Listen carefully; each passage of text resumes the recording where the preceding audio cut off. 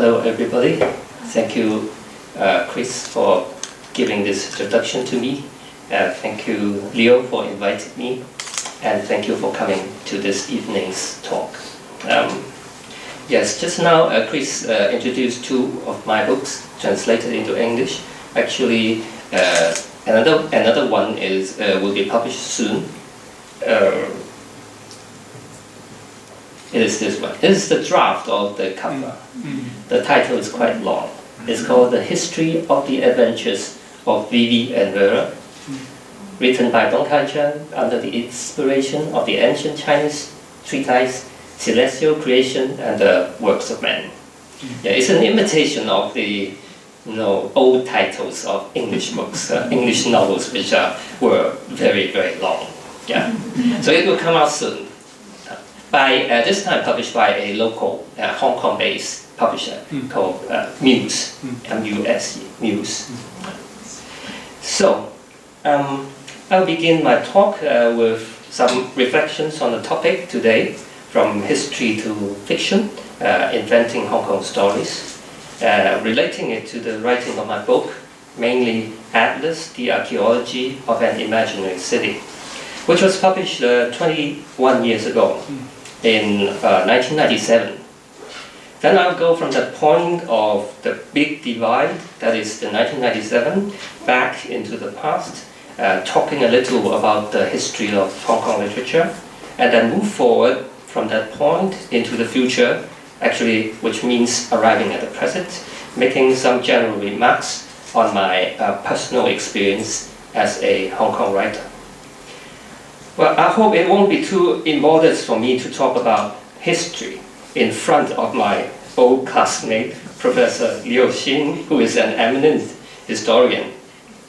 Well, there's a Chinese saying called 班门弄斧, which means literally wielding the axe at the door of master builder Ban. So he's the master builder, and I try to challenge him. Well, I would like to make an important point at the beginning. History is not fiction, nor fiction history. The two are not the same thing, or else we do not need two different words, two different notions. So it is dangerous to confuse them. Yet, history and fiction are closely related. In a narrow sense, where facts are verifiable, we have to defend history from fiction. The Holocaust and the Nanking Massacre are two of the most obvious cases. But in a broader sense, things don't seem so clear-cut. Historians do their best to verify the facts, but nearly always, facts do not exist by themselves. What we have instead are documentation or testimonies, which are seldom without inadequacies or bias. Then comes the necessary step of interpretation, which is actually the area where historians excel themselves, as well as contend with one another, individually or as representatives of political or ideological perspectives. In principle, the line between facts and documentation and interpretation may still be established to a certain extent. But in fact, the gradation is often blurred, or the division has become hardly discernible. The result is that we very often simply take the interpretation as the fact itself. It is in this sense that we may call history fiction. As the late British historian Eric Hobsbawm has repeatedly argued, national histories are invariably built up by invention of traditions. No matter we call it fiction, myth-making, or inventions, it is not meant to be understood as simply false and thus easily avoidable. In more obvious cases, historical and political myths need debunking, but in most situations, it is hard to distill the truth from the cocktail of bare facts and concealed fabrications. In the end, we have to put up with the imperfections of historical inquiries and acknowledge that the truth we seek may not be the reality of what had happened, but a rightful understanding of what must have happened. By rightful, I mean simply what we believe to be right. For example, if we believe in human freedom, equality, democracy, etc. But unfortunately, it may also mean some other things. The inevitable intrusion of value judgment into history brings it closer to fiction. By fiction here, I don't mean telling lies or inventing something non-existent. We mean a process of making or fabricating. History is the putting together of facts and organizing them with narration, which is very little different from telling stories. History books are in essence storybooks, though we take those stories to be true. As storybooks, the way of telling is as important as what is told. Sometimes, with the same facts, the telling makes all the difference. This can be most clearly seen in the historical accounts of the Opium War, in which the British and the Chinese side draw very different pictures and conclusions. For the former, the war and its subsequent occupation of Chinese territories is a historical necessity. For the latter, it is downright imperialistic invasion. It is amid such ambivalence that the city called Hong Kong was born. I guess most historians make what-if analyses. I don't know whether it is so. That is, supposing that history had made alternative turns at critical moments. It was as if by mere chance that Hong Kong came into being. The decision to seize the nearly uninhabited island was made by Charles Elliot, the plenipotentiary and chief superintendent of British trade in China at that time. On the 25th of January, 1841, British Marines landed on the northern coast of the island at a place later called Possession Point and put up the Union Jack there. So during the war, the British government back in the UK had wanted to cede another place, the already well-established Port Zhoushan, much further to the north of the coast of China.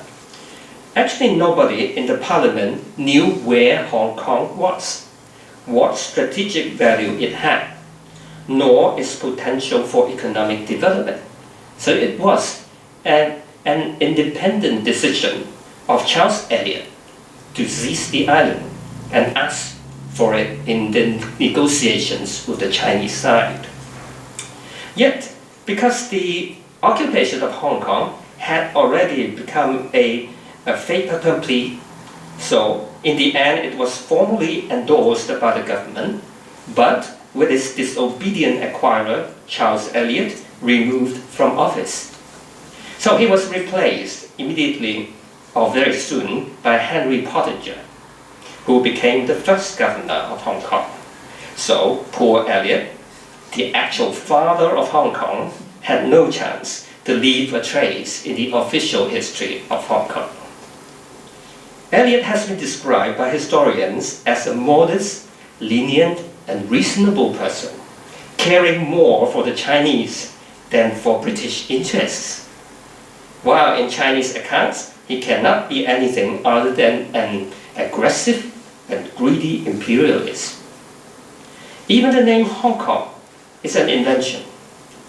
Prior to the 1840s, the island didn't have an official name. But Hong Kong was not even among the few commonly used names among the locals. It was called something like Hong Hang Lo, the red incense burner, literally, or Quan Dai Lo, the road of dress and belt, but nearly never Hong Kong, which is literally the fragrant harbor. According to legend, some British sailors landed at the bay of Zai, literally Little Hong Kong, and this district was later called Aberdeen in English by the colonizers. So these sailors landed there to look for fresh water and learned from the local fishermen that the place was called Hong. So I guess it should actually refer to the small area, to the bay, rather than to the whole island. But then the sailors took that to mean, oh, this island is called Hong Kong, so they call it Hong Kong. So, an evidence from a Chinese map dated from the Ming Dynasty proves the point. So we will look at some maps now. So, the maps that I refer to in my fictional work, Atlas, are mostly from this collection called Mapping Hong Kong, a Historical Atlas, compiled by Hao Amson, who was an ex-senior cartographer serving under the Hong Kong government. It was published in 1992 by the government printer. A few years ago, I learned that there were still a few copies at the bookstore of government publications. Yeah, next time you should try to get one. It is a very professional, high-quality compilation, highly worth collecting, and surprisingly cheap for its quality. We have 2 copies at UBC. Oh, you have that already? Yeah, good. In the library. Right. I steal them. Yeah. So go and take a look. Very precious. Yeah, I bought it with some 400 something Hong Kong dollars in 1995. Really very, very cheap for this beautiful and, with many maps and very, very valuable documents inside. So let's take a look at 2 old Chinese maps. These 2. Yeah, it will give you a taste of how geographical facts were visualized in those times. At that time, Chinese maps were not done in a scientific manner, but in an impressionistic landscape drawing style. So they are very interesting to look at, but the practicality is doubtful. The one on top is the navigation map of Admiral Zhang He, the famous navigator who commanded a fleet of several hundred ships and a crew of over 20,000 people, traveled to the southern seas for 7 times, going as far as Madagascar in East Africa. So that was the Ming Dynasty. Yeah? And the map was dated around 1425. The one at the bottom was made in 1553 by Yingga, showing the coastal areas of Guangdong. Notice that none mention Hong Kong or any name close to it. Of course, it's too small, even if you know Chinese, but it's very, very small. We can't see Hong Kong there. We see something, some place names that is now within the area of Hong Kong, but we do not have exactly that name. It's quite blurred. So, there's another one. This one. Now, this one, you see. This is Hong Kong in the middle. Can you see? Hong Kong, the one in the middle. Yeah. The one I want to talk about is this. It's the coastal map of Guangdong by Guo Fei in the late 16th century, also in the Ming Dynasty. In it, we see the first, and at least as far as I know, maybe I'm wrong. As far as I know, it is the first and only instance where the words Hong Kong appeared in maps of that time. But around the interesting thing is that around the island so named after Hong Kong, we also find names like Chekchu is here, Wang Hai-chung is here, Sao Ge Wan is here. For those who know the geography of Hong Kong, actually all these places belong to the same island. So actually the whole thing is Hong Kong Island, and these are districts on that island. But in this map, we see they split off into two different islands, with Hong Kong as the smaller one. Very interesting. For those who may not know how to read a Ming Dynasty maps, the wavy things are not mountains, they are oceans. Yeah. Can't you see that? And you have to see very clearly. This is land. This is an island, okay, with dots. And these are waves, okay? So very big waves. Bad weather, maybe. So this is another island from here to here. This big island. This small island, Hong Kong, and other places. This is Kowloon on that side. So it is actually looking from the north to the south. From the north to the south, okay? So in our maps today, actually Hong Kong should be here in the south and Kowloon in the north, okay? So it's the upside down.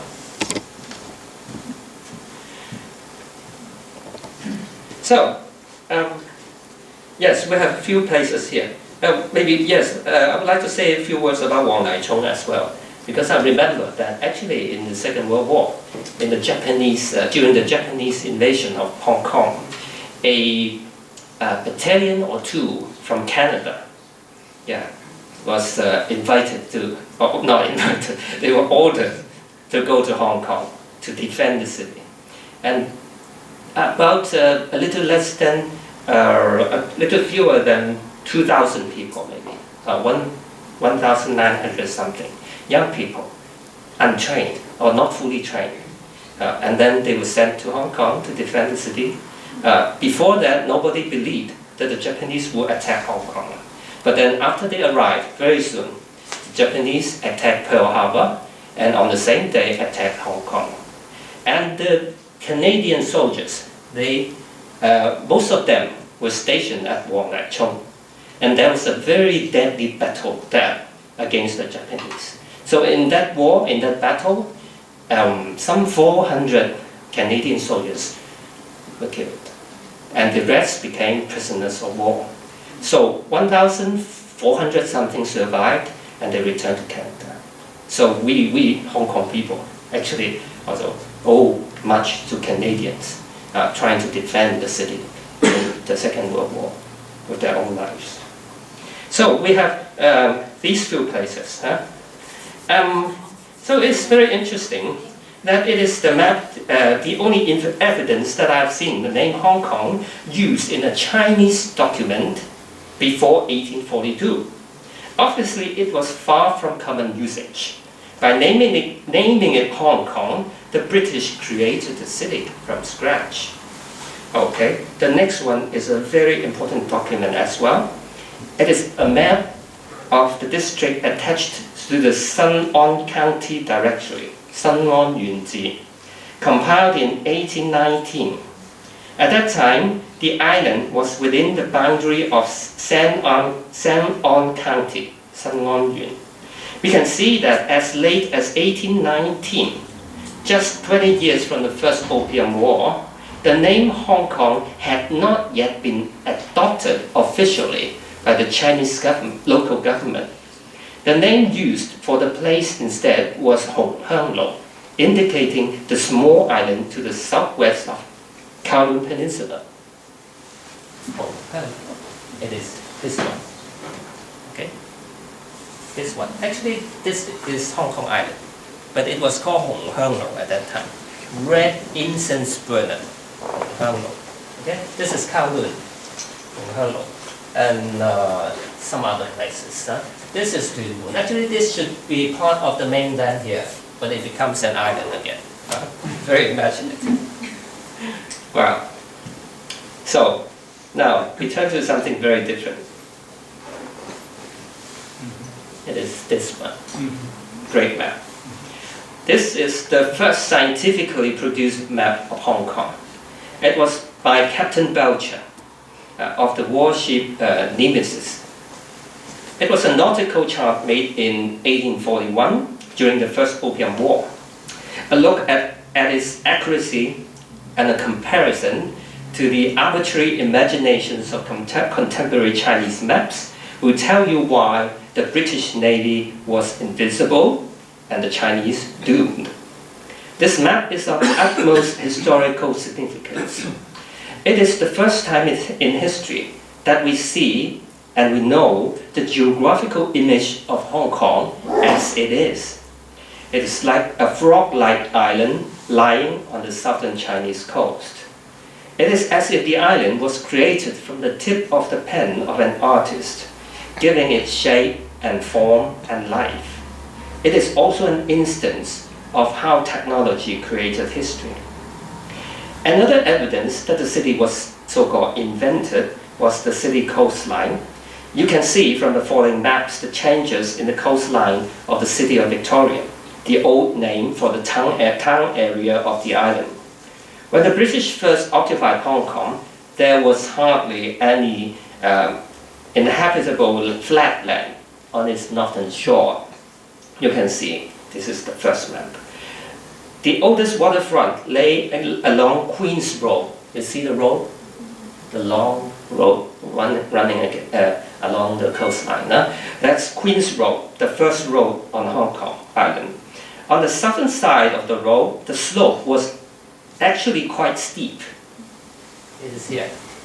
Don't think that this is flat land. No, this is hilly, going uphill, and quite steep actually. Not really good for buildings. So, and the only way of building a city in such inhospitable landscape was land reclamation, which started as early as the city was founded. So you look at the image, this one is called Pottinger's map, which is the earliest map of Victoria. It shows the coastline of Central as in 1842. The second one, Gordon's map, drawn in 1843, 1 year later. You see Queen's Road is a little here. So Queen's Road is here. And then this part, reclaimed land. And a new waterfront created here. And then next one is the plan. Yes. This one, third one, Plan of Victoria, 1856. And then another plan, 1889. Where's Queen's Road? Queen's Road is here. Okay. So dotted lines means there are plans for further reclamations. So after more than a century, let's take a look at this from Google Map today. This one, Queen's Road. And you see very big areas from reclaimed land. Yes. So after more than a century, more than half of the city area in central Wan Chai, Sha Wan, was created from reclaimed land. So it was in my imagination. Of course, I read things imaginatively, not in a very proper way. In my mind, it was like Venus born out of the sea. Yeah. So the act was not just audacious, but bordering on the miraculous. A little historical speculation is enough to appreciate the improbability of the city. If it had not been for the British, it is almost certain that a city like Hong Kong would not have existed, neither in name nor in actual fact, and we would not be here. I would not be here, or those of you maybe whose parents or grandparents came from Hong Kong. So I'm not saying this to show gratitude to the British, thank you for making Hong Kong. No such thing. But it's just a fact, no matter you like it or not. And it is also where fact and fiction met. In 1997, the year when Hong Kong ceased to be a British colony and its sovereignty returned to the People's Republic of China, I published Atlas, the Archeology of an Imaginary City. Its origin sprang from my interest in the history of the city, and in particular my reading of old maps on the territory. While modern maps are much more practically useful, ancient maps are more aesthetically satisfying. I don't mean that older maps are all works of art, though they obviously are more interesting to look at. I mean that they are more open to imagination, even when they were badly made technically. I took the maps in a double sense, both as historical documents and as fictional stimulation.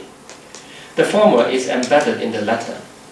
The creative concept of my book is that in an indefinite future, a group of historians, archaeologists, cartographers work together to reconstruct or reinvent a vanished city called Hong Kong from scattered historical documents, most of them maps.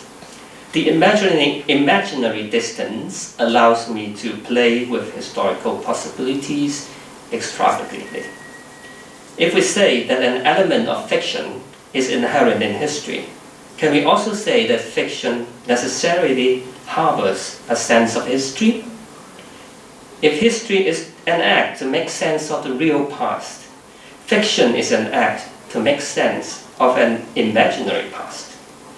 Both aim at giving a meaningful account of facts, and in terms of form, both use narration.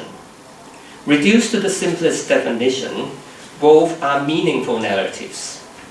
Most certainly, meaning here doesn't mean messages or lessons in the narrow sense. Paradoxically, it means form. To have a meaningful narrative is to give form to the chaos of life. So, it is to preserve or create a sense of wholeness amid the multitudinous and fragmentary experiences of existence in time. On the individual level, memory is the fictional fabrication of a unified self. On the collective level, history is the fictional fabrication of a unified people.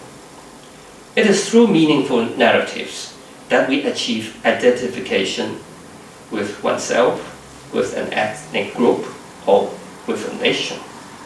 But it also works under the exclusion principle that accounts for the need to forget, to avoid, or to repress certain unwelcome aspects, and to create the fiction of the other as the foil to the self. When we come to fiction in its purest sense, not as a fictionalizing act in history and memory, but as fiction itself, that is, the art of storytelling, we are open to possibilities that are normally beyond imagination. We can use fiction to simulate history and memory, and to produce contrasting narratives to those in reality. The whole mechanism of history and memory, or that of self-fabrication, is subject to examination, experimentation, and criticism. Fiction makes history, but fiction can also undo history. It brings history back to its original point, the desire to form meaningful narratives. We will then see how meanings come into being and what alternative meanings are available. As opposed to the reductive and restrictive nature of history, fiction extends and multiplies. It reintroduces chaos, indeterminacy into narratives, and yet remains meaningful to the reader, although in a more radical sense. The meaningfulness of a fictional work like the Atlas can only be understood indirectly in its negative attempt to represent reality. Unlike history, which normally speaks in the affirmative, fiction imagines the normally unspeakable in the negative, in the spectral, repressed, the uncertain, the contradictory, the paradoxical. While history deals with what happened, fiction deals with what hasn't, but would have happened. It is not an exaggeration to say that historical fiction, in a narrow sense, helps us understand history. And sometimes it even supersedes history and dominates popular imagination of the past. For example, the Chinese classical novel 三国演义, The Romance of Three Kingdoms. It is a 14th century historical novel about the wars between the three kingdoms in the 3rd century. All Chinese know about the characters and take them to be real historical figures. What we know about Zhuge Liang, Cao Cao, Guan Wencheng, actually those all come from fiction. And and on the contrary, very few people have read or know about the real historical book 三国志. Nobody read that. Everybody reads 三国演义 and take that to be the true history. They play games. Yeah, and play games. Yes, actually now it becomes a very popular game. 三国演义, all those figures, generals, fighting against each other in that, wartime. So I suppose I guess only historians will read 三国志. But that is not the aim I'm striving after in writing Atlas. No, I'm not trying to replace history with fiction. I'm not even trying to convince the reader that my version of history is more probable or desirable. No. In some cases, it is difficult to tell, in my novel, it is difficult to tell the true from the false. But in many occasions, the imagination runs so wild that it is impossible not to regard it as fantasy. So in spite of the book's solemn intentions, it is actually a joke, or irony, or a parody of history. So fiction allows us to play. A privilege that history doesn't enjoy. I don't mean I enjoy more than you do. Maybe you enjoy your work in your own way. Well, so in its play with history, fiction actually at the same time, fully acknowledges the importance of history in making sense of the past. So it doesn't mean that a fictional work like this, that my attitude is anti-historical, that I don't respect history. No, actually I respect history too much to take it seriously as an object to play with. But fiction encounters sense with nonsense. Sense with nonsense. I think history should make sense. So an historian should be sensible always. But for novelists, we can be quite mad and nonsensical when we write. So we counter sense with nonsense, that which questions and negates sense as accepted modes of thinking. Well, it has been 20 years since Atlas was first published. History has striden forward at an unprecedented pace. So things happened that could not have been envisaged 20 years ago. Hong Kong has not yet joined the ranks of lost civilizations, but the course of events has been so unpredictable that even a fiction writer has to bow his head.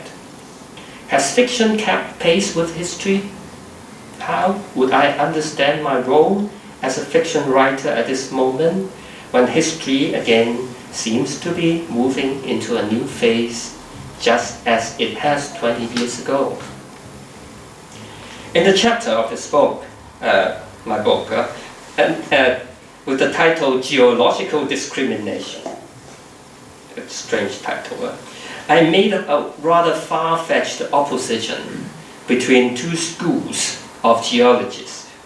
One group is called indigenous chauvinists, because they venerate the sedimentary and reclaimed land on which the city of Victoria is built. Recent and ephemeral though it is in geological terms, this is the native soil from which the city sprang and grew. The other group, the opposite group, is called the granite school, which, from a vertical perspective, claims that the geological foundation of the city is the igneous rock strata that lie deep underground, so not the surface layer. but the deep layer. Instead of the loose and impermanent gravel piled up in the short moment of a century, the mighty, steadfast, and long-lasting granite underneath should be regarded as the true bedrock of the city's existence. These metaphors are open to interpretation. Most obviously, they can be taken to represent different attempts to establish one's identity through the excavation of the indigenous, the foundation or essence of the inhabitants of a place. The problem for Hong Kong is that, as a former British colony that was severed from mainland China for more than 150 years, it has acquired not just a different political and economic system, but a different cultural identity. This is especially the case for Hong Kong literature, which after 1949 has taken an independent line of development with very little interaction with its mainland counterpart.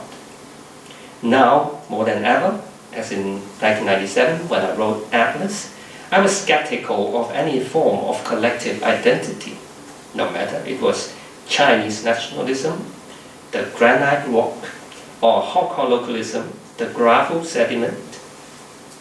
I have always believed that a writer, at least when he or she is writing, should refrain from succumbing willfully or unconsciously to any kind of collective sentiment, not to say a downright ideological one. That is why I even want to keep a distance from my native city, which in every sense is my homeland, first and foremost. But since I'm also educated and nourished by Chinese culture, especially its rich literary heritage, I would not deny my strong cultural ties with something which is both larger and longer than the smaller and briefer existence of my home city. There doesn't seem to be any need to choose between the two, or any problem in embracing them both. At least that was what I had thought. It may have been unexpected to many that 20 years after retrocession to China, the tension between nationalism and localism in Hong Kong has become more aggravated than ever. In 2012, there was a big demonstration against the implementation of national education in our school system. Public opinion was wary of brainwashing, and the government gave in to protests that time. In early 2014, the same sentiment grew into the demand for full democracy and ended in the umbrella movement that autumn. This time, the government, with backing from the central government, stood firm. Some disillusioned young people were then driven to advocating Hong Kong independence. It has now become a very dangerous thing to mention this, even overseas. Extreme as it sounds, and unviable as it is likely to be, the new claim indicates that the younger generation does not want to identify with anything Chinese. Localism has turned into a potential nationalism. But as I have said before, all nations are fictional inventions, including abortive ones. I find both forms of nationalism suspicious. Attached as I am to my home city emotionally, I feel uneasy about the essentialization of Hong Kong under the principle of inclusion and exclusion. Hong Kong literature, as a minor one, has long been striving for self-definition. Yet, when the time comes that the forging of a proto-nationalism is on its way, I feel hesitant about embracing it without reservations. Of course, neither am I disposed to the Chinese option, which is becoming indistinguishable from pledging loyalty to an authoritarian state. As a writer, I can only opt for language itself as my homeland. A little book of mine published last year, entitled Cantonese Love Stories. It belongs to a series put together by Penguin China to commemorate the 20th anniversary of the handover of Hong Kong to China. It was meant to be a commemoration and turned out to be criticism. Yeah. And I heard that many of the books could not be found in China. They cannot be sold in China. Yeah, they're banned in China. So, my book in that series is a selection from stories I wrote right after 1997. To call them love stories is perhaps a little deceptive, but the stress on Cantonese is far from frivolous. It is in all seriousness a literary statement. The work is Cantonese, both in terms of its language, which is infused with colloquial usages, and in terms of its content, which is a collection of stories reflecting the local lifestyle. I do not assume that this short book, or myself as a writer, is able to represent the whole of Hong Kong literature, yet as a specimen, it expresses something which is essential.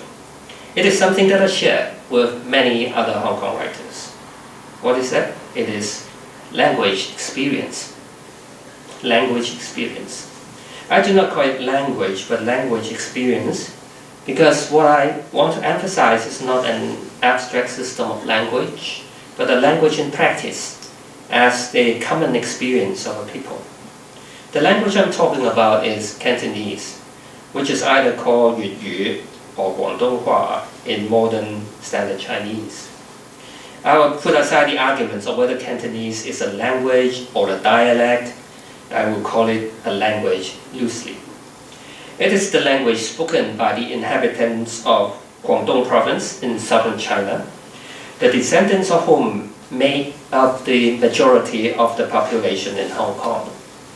Preserving many features of medieval Chinese, it originated in the central parts of China, actually, and was brought to the south by waves of immigrants over the last 1,000 years. It has been pointed out by scholars that its pronunciation is very close to that of the common language in Tang Dynasty.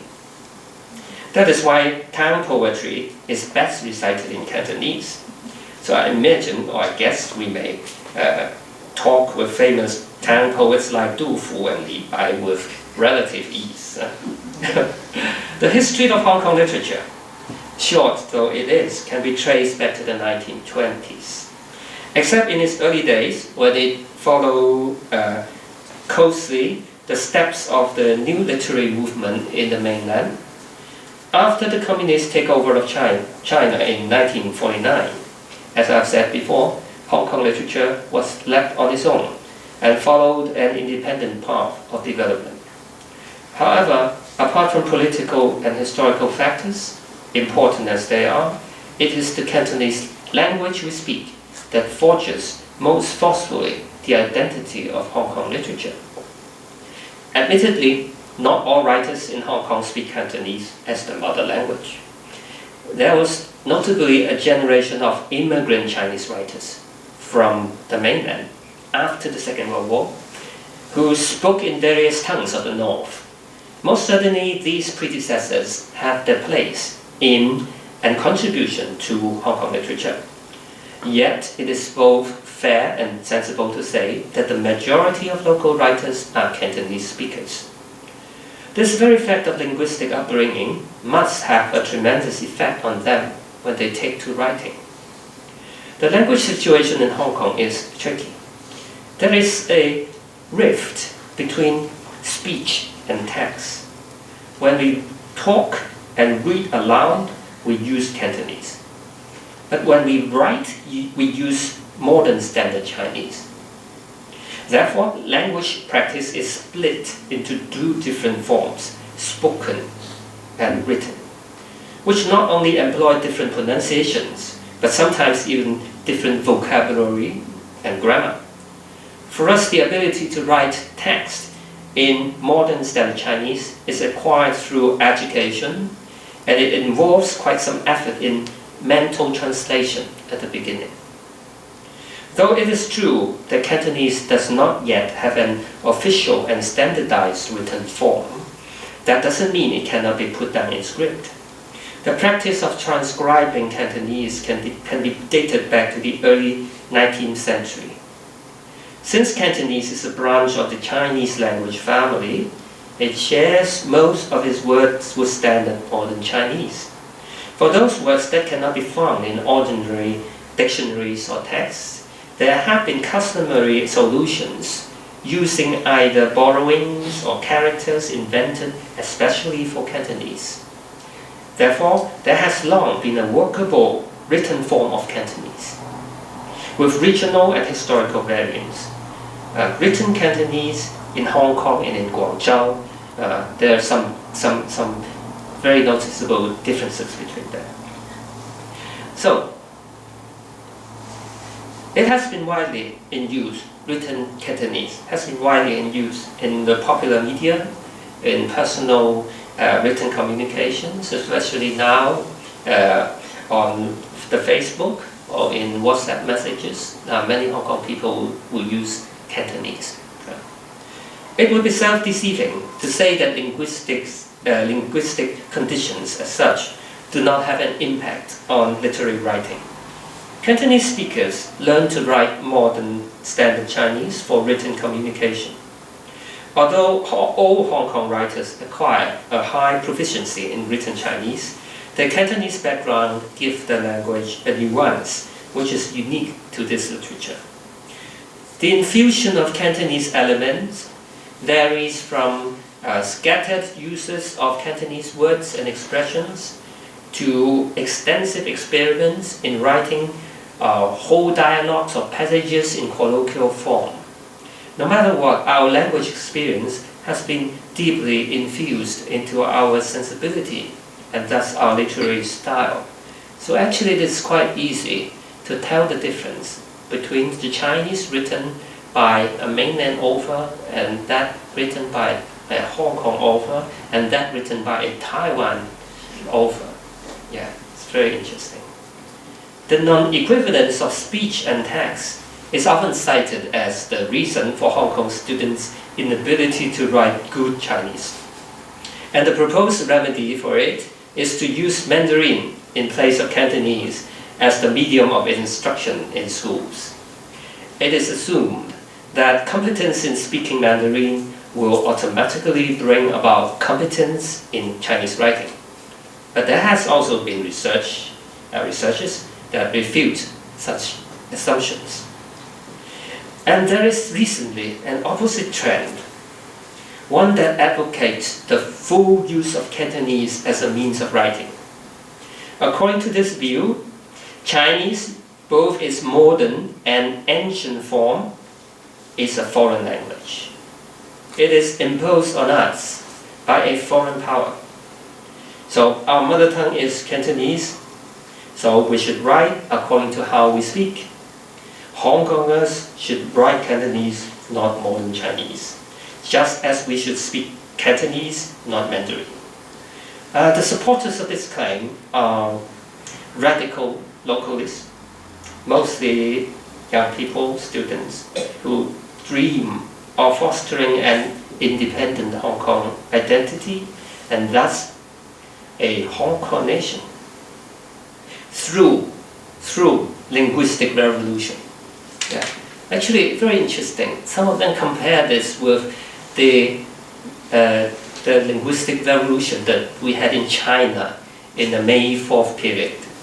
At that period, the slogan was, "My hand writes what my mouth speaks."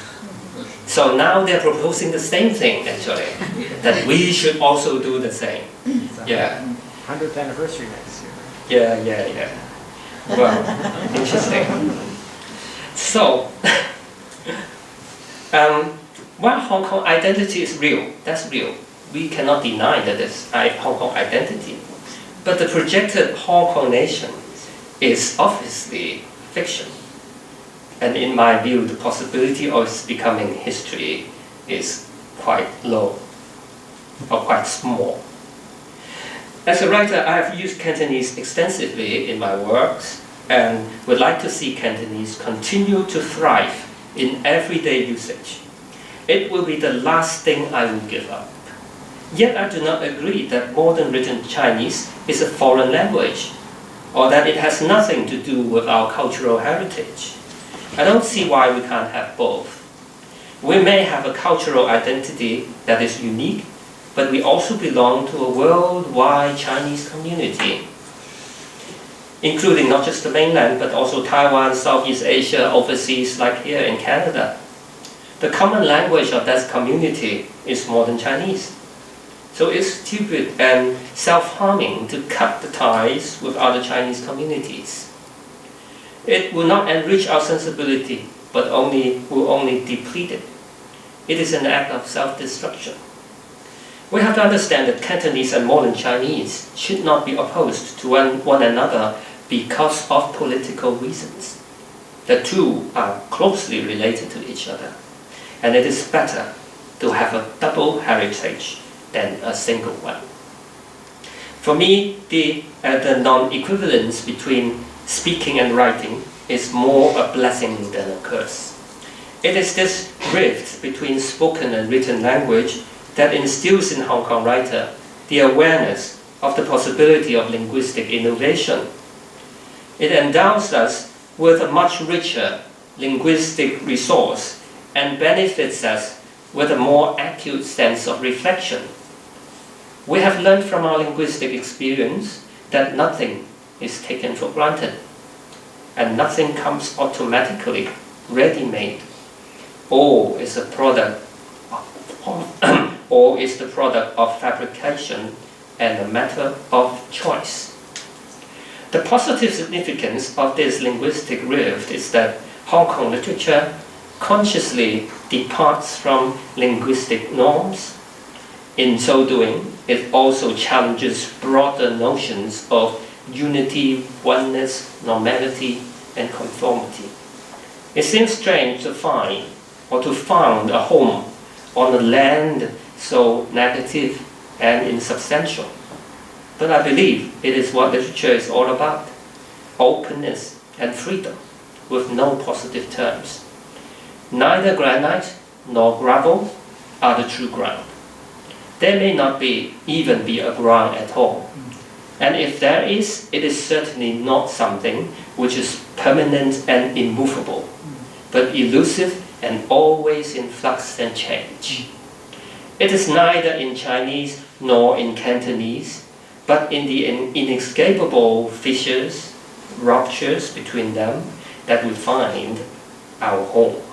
So, thanks to the rift, I'm what I am, a Hong Kong writer. Thank you.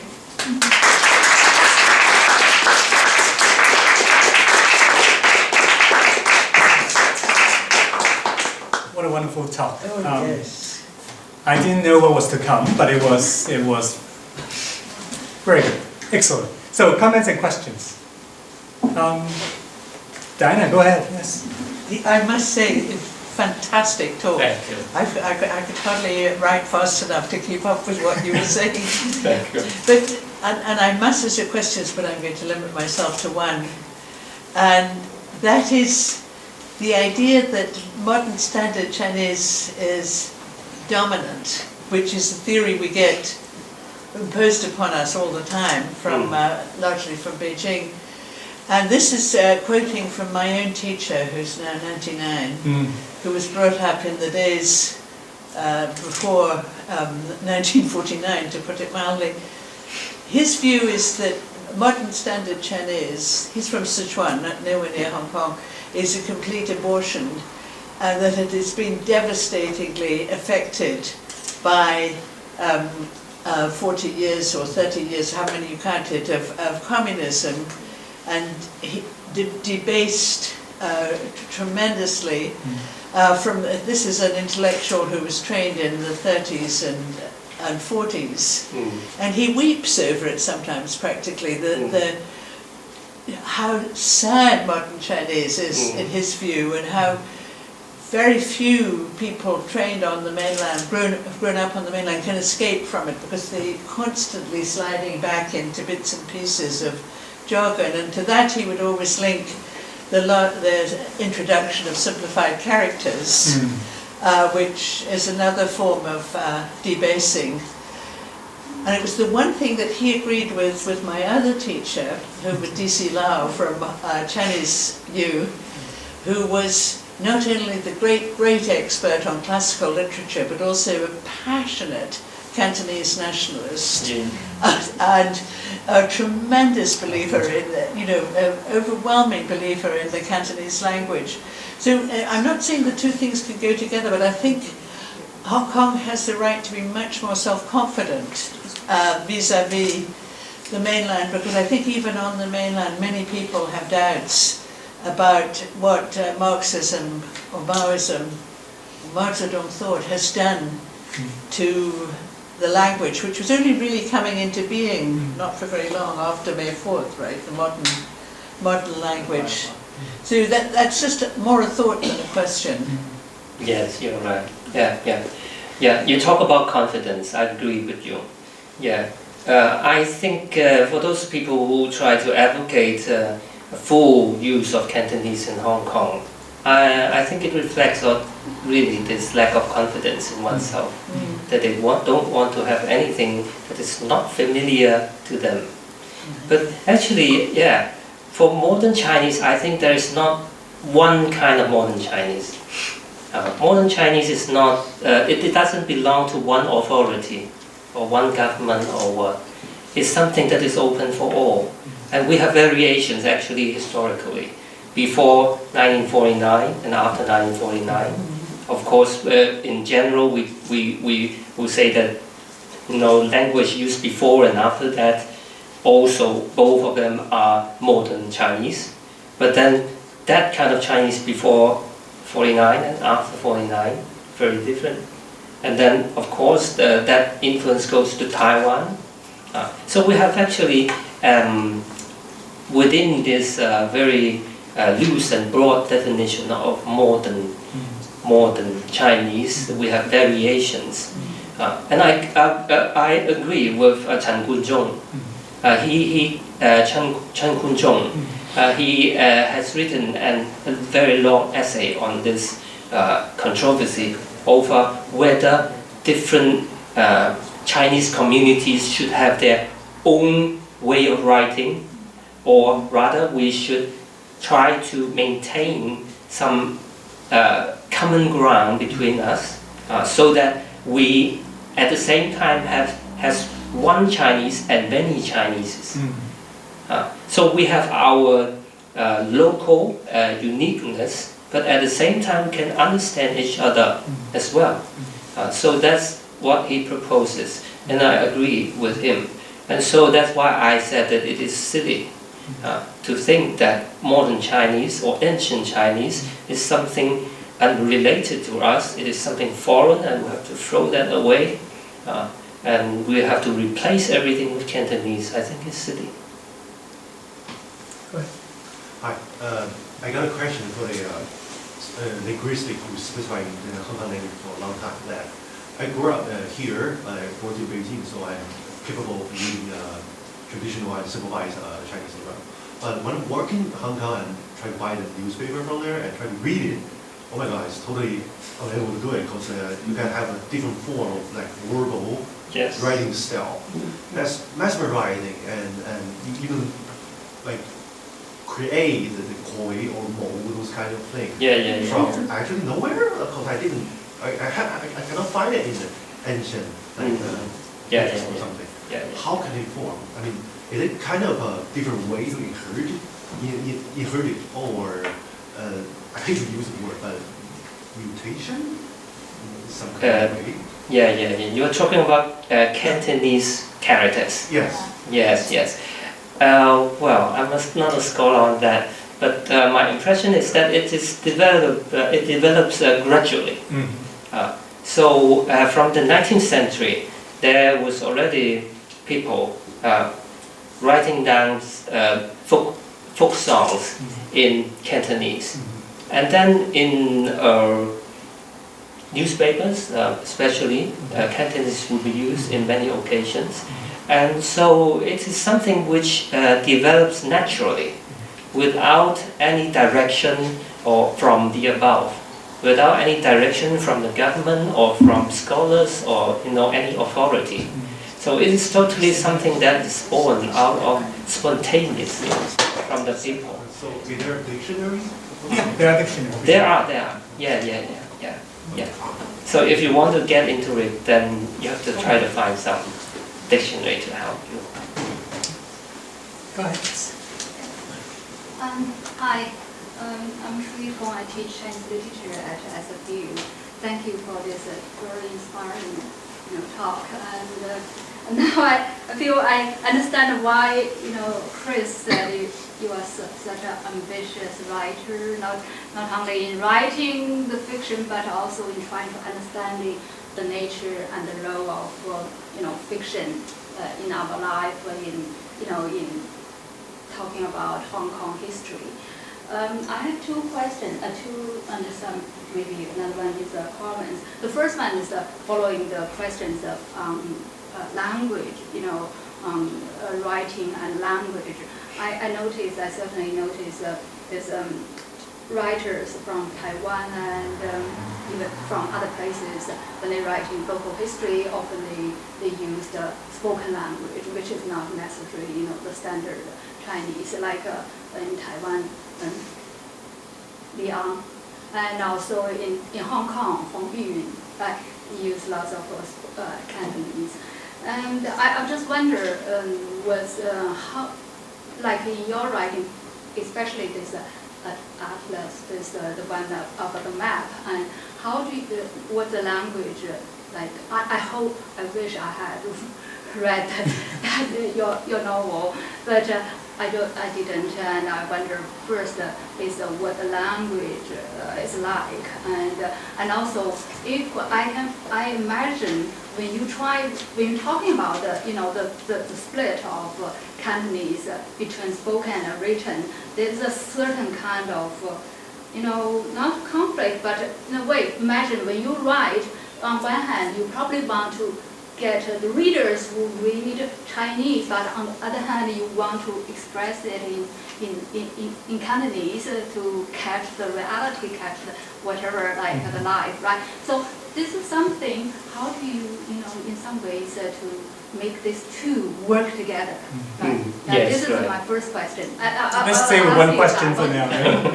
Okay, yes, very good question. Actually, I do not have a single way of dealing with this problem. We always have this dilemma between two things, either to be as close to our daily life, true experience as possible, and of course that is using Cantonese, or to accommodate for readers wider than the Hong Kong readership. And so yes, I would say that we should have no rule on this. No rule on this. Let people try everything, anything they can think of. They can try to put in, scattered Cantonese expressions, or mix them up, infuse them, so that for a non-Hong Kong reader, Chinese reader, can also guess at the meaning, and understand the whole thing. Or maybe there are certain points that they do not really get the meaning completely, but that doesn't matter too much. Or you may try more, put in more. So there are different levels or degrees of experimentation with language. And sometimes you can also try to write the whole piece in Cantonese. That's also good as one of the ways. So my point is, I am not saying that you should not write completely in Cantonese. No, my point is that we should not make anything a rule. If we make Cantonese our official language, our national language, that means we can only write in that. And if we write in modern Chinese, you are not writing our language. I don't want to see that happen. So I don't think there should be any rule. The best thing is for different people at different times to try anything they can think of.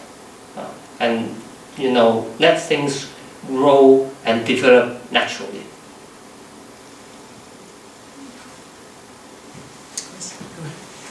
I'm kind of curious in your own search for inspiration here and there, particularly for linguistic experimentation.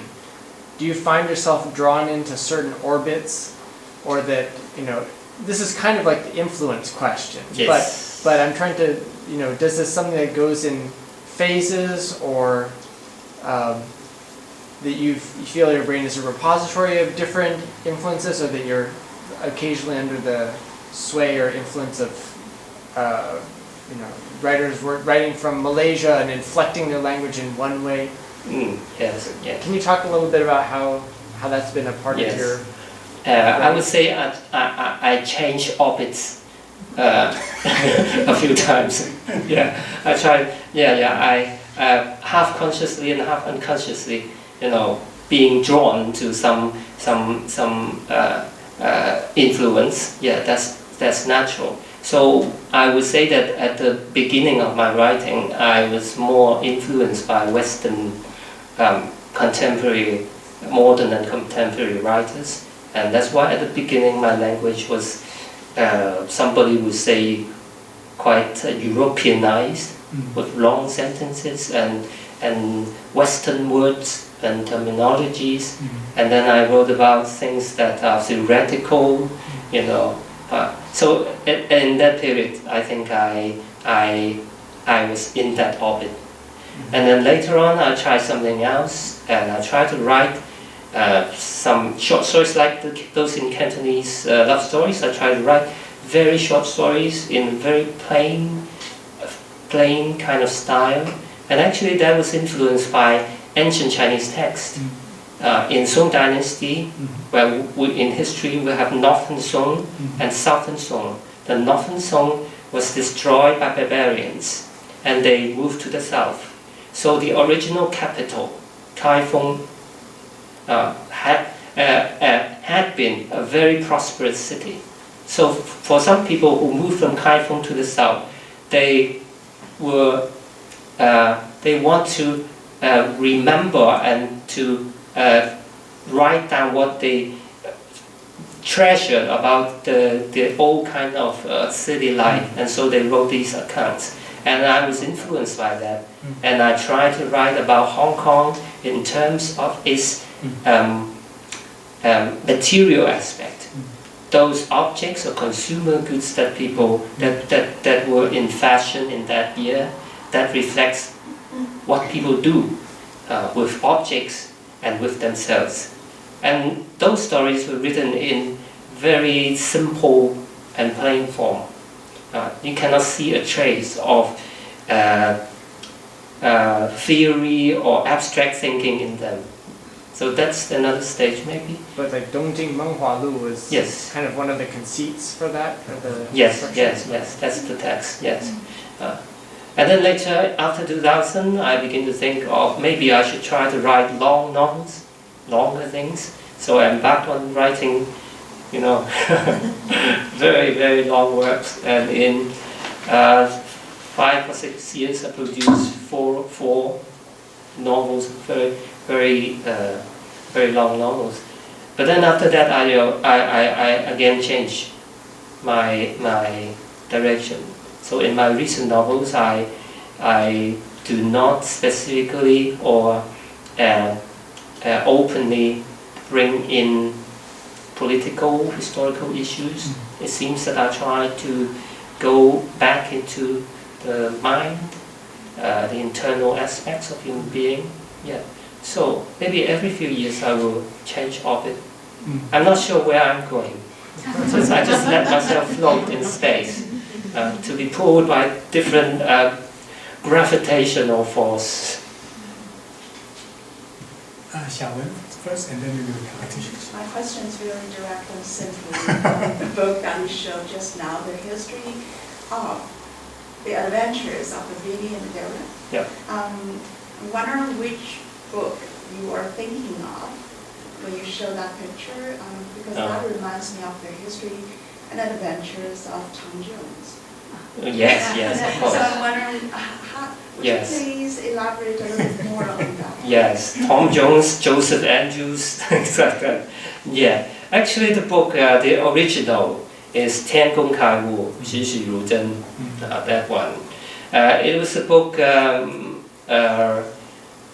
centered around 13 objects, and those objects were older ones, old telephones, telegraphs, cassette tapes, typewriters, things like that.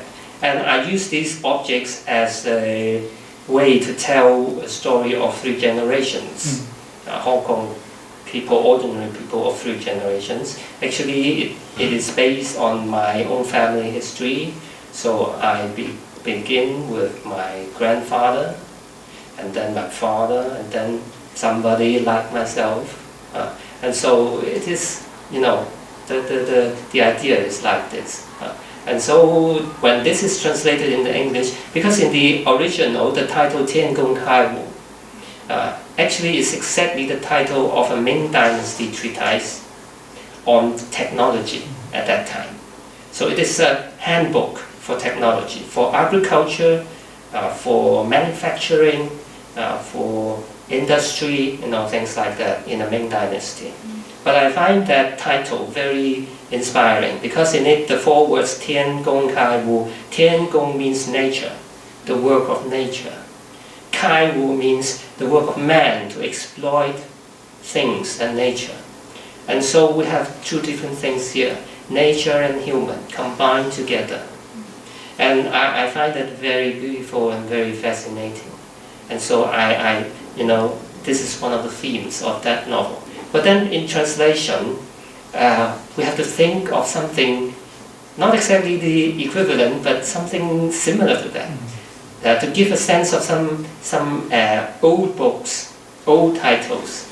So suddenly I hit upon this idea, hey, why not imitate that? Actually, it's actually quite an adventure story. In my book, there's another line, totally imaginative, a little science fiction-like part of the story about a girl called Vivi. So I imitate those English titles and make it a very long thing called The History of the Adventures of Vivi and Vera, written by Dung Kai-cheung under the inspiration of the ancient Chinese text.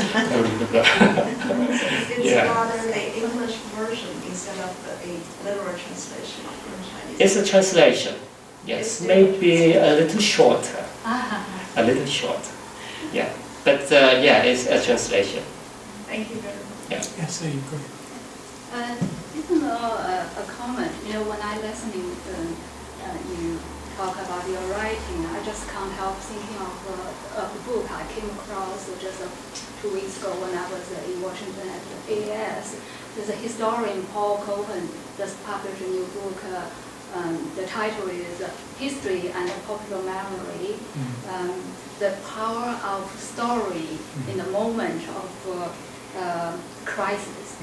You know, when I'm thinking of it, like you're writing, in a way, you are really give a literary mapping of Hong Kong, or sometimes maybe give a Hong Kong perspective on Chinese civilization, if I can, you know, this kind of summarize the writing. I was thinking, like, how do you look at, or how do you think of the significance of your writing, you know, at this moment? I think that this moment, I mean, in Hong Kong history, this moment not necessarily just this year or whatever. I'm thinking in the last 20 years since, you know, 1997 or 84 even, right?